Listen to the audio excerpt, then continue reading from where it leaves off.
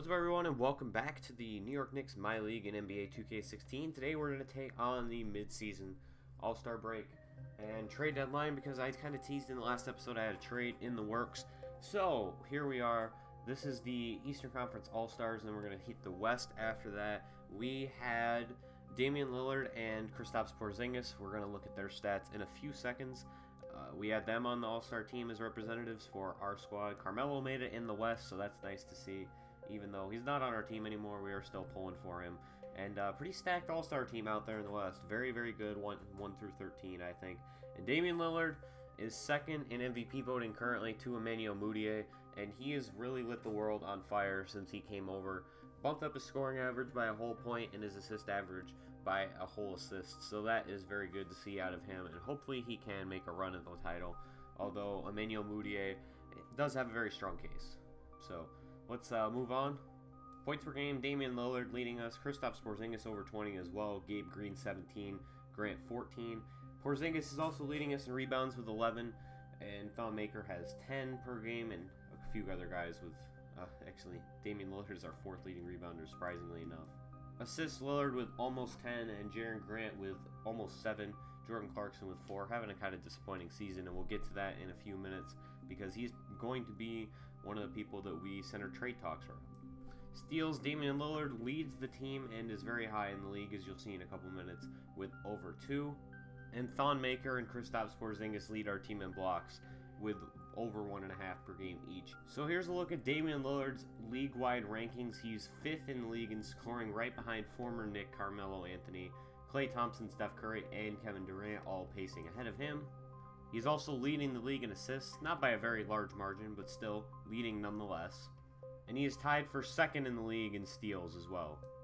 And the Knicks are 12-4 in the 16 games since they have had Damian Lillard, as they were sitting at 19-19 upon his acquisition, and they've climbed all the way up from out of the playoff picture into the 5th seed in the Eastern Conference.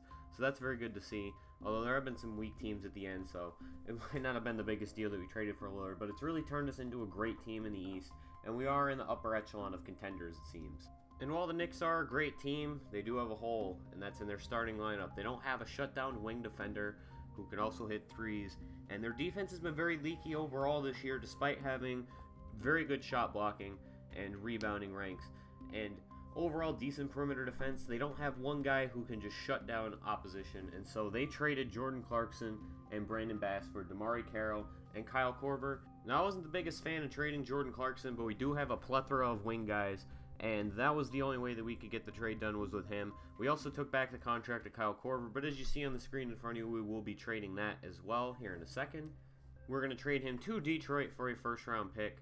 Now, Detroit's not the worst team in the league this year. They're actually leading the Eastern Conference in wins, but we do not have a first-round pick in the upcoming draft, and I envision Detroit being a first- or second-round team, just like I think our team is going to be, so it will be relatively close to where our pick would have been anyway. If you recall, our pick does belong to Sacramento as part of the Gabe Green trade, and I believe this is actually the last year of first-round picks that we don't have our own, so this is going to be a trade pretty much just to get a first-round pick and to get rid of Kyle Korver's 2-year contract, as we do have to give Porzingis an extension this offseason.